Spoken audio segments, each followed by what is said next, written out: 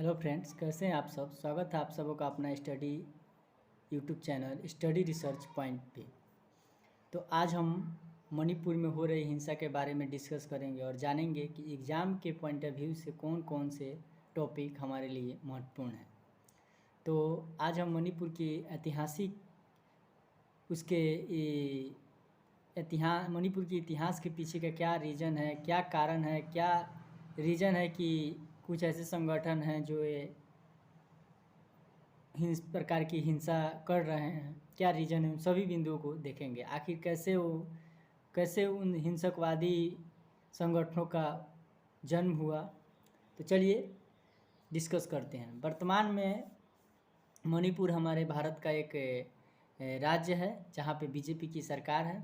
वहाँ के मुख्यमंत्री एन बीरेन सिंह हैं, यानी नागे योधम बीरेन सिंह हैं, और राज्यपाल नजमा हेपतुल्लाह जी हैं। सबसे पहले जब हमारा देश आज़ाद नहीं हुआ था, यानी 1947 के पहले की बात है, जब मणिपुर में बोधचंद्र सिंह जी का शासन हुआ करता था। उस समय मणिपुर के राजा चाहते थे कि हम एक स्वतंत्र देश के रूप में मणिपुर को रखें, लेकिन हमारे आज़ादी 1947 में जब आज़ादी मिली, उसके बाद जून 1948 में वहाँ के राजा ने संवैधानिक सरकार की स्थापना किया। लेकिन सितंबर 1949 ईस्वी में भारत सरकार ने सरकारी दबाव बनाकर मणिपुर को अपने राज्य में, अपने देश में मिला लिया, लेकिन उसे राज्य का दर्जा नहीं दिया गया। उस समय कुछ ऐसे संगठन बने जो चाहते थे कि मणिपुर को एक स्वतंत्र देश के रूप में रखा जाए। जैसे कुछ संगठन उसी समय मणिपुर में बन गए, जैसे पीपुल्स लिबरेशन आर्मी, कांगली पाक, कम्युनिस्ट पार्टी। इन सब पार्टी का एक ही उद्देश्य था कि मणिपुर को एक स्वतंत्र देश बनाया जाए। मणिपुर में नागा आंदोलन का भी प्रभाव देखा जाता है। नागा आंदोलन national socialist council of Nagaland, जो एक संगठन है, वो चाहते थे कि ग्रेटर नागालैंड बनाया जाए, जिसमें मणिपुर को भी मिला लिया जाए अपने में। तभी एक जाति समूह कुकी जेमी समूह और national socialist council of Nagaland के बीच हिंसा हो गई। इसी टकराव के कारण उसी समय मणिपुर में कुकी जेमी समूह उग्रवादी समूह के रूप में जन्म ले लिया, और इसी प्रकार से कुकी जेमी समूह एक उग्रवादी समूह के रूप में मणिपुर में उभरते चला आया।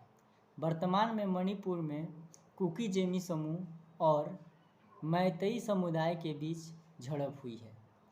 इस झड़प में पीछे का कारण, क्या रीज़न, यही कि कुकी जेमी समूह जो कि एसटी समुदाय के अंतर्गत आती है, और मणिपुर में कुकी जेमी समूह अल्पसंख्यक है, यानी मैती समुदाय की अपेक्षा कुकी जेमी समूह अल्पसंख्यक है और मैती समुदाय बहुसंख्यक के रूप में मणिपुर में है। 19 अप्रैल 2023 को मणिपुर उच्च न्यायालय ने राज्य सरकार को 4 सप्ताह के भीतर मैतेई समुदाय को एसटी में शामिल करने के विचार करने के लिए कहा था। केंद्र सरकार को भी एक रिपोर्ट भेजकर विचार करने के लिए मणिपुर उच्च न्यायालय ने कहा। इसी के विरुद्ध में ऑल ट्रायल्स यूनियन ने चूरा चांदपुर इलाके में आदिवासी एकता मार्च का आयोजन किया। कहा जाता है कि यहीं से झड़प शुरू हो गई। मणिपुर की जनसंख्या 28 लाख है, जिसमें से मैतेई समुदाय 53% है। यानी हम कह सकते हैं कि मैतेई समुदाय, जो कि बहुसंख्यक के रूप में मणिपुर में है, सरकार ने उन्हें एसटी में शामिल करने के लिए कहा, जिसके जिसका विरोध में कुकी जेमी समुदाय समूह चाहती है कि ये लोग एसटी में न शामिल हों, जिसके कारण झड़प हो गई है। मणिपुर हिंसा के पीछे का रीज़न यही है और सरकार ने क्या प्रतिक्रिया ली है, सरकार इस पे क्या एक्शन ले रही है, इस पे भी हम चर्चा। पूरे मणिपुर में सरकार की पहले से क्या प्रतिक्रिया रही है उसके बारे में जानते हैं। नागा आंदोलन को रोकने के लिए सरकार 1958 में जो कुकी जेमी समुदाय और NSCN यानी national socialist council of Nagaland और कुकी जेमी समुदाय के बीच जो झड़प हुई थी उसको रोकने के लिए 1958 ईस्वी में सशस्त्र बल विशेष अधिकार अधिनियम लाया था। वहीं सन 1980 के दशक में भारत सरकार ने मणिपुर को अशांत क्षेत्र घोषित किया था। साथ ही उग्रवादी लोगों को समाप्त करने के लिए सेना ने ऑपरेशन ऑफ क्लियर को पहाड़ी इलाकों में चलाया था। 1997 में NSCN यानी national socialist council of Nagaland और इंडिया यानी भारत सरकार के बीच समझौता हुआ।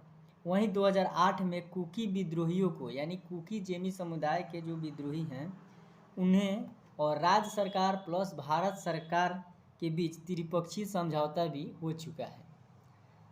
अभी जो झड़प हुई है बहुत दुखनीय घटना है। सरकार पूरी तरह से कोशिश कर रही है कि उसको रोका जाए। हालांकि हमारे देश में ऐसी घटनाएं नहीं होना चाहिए।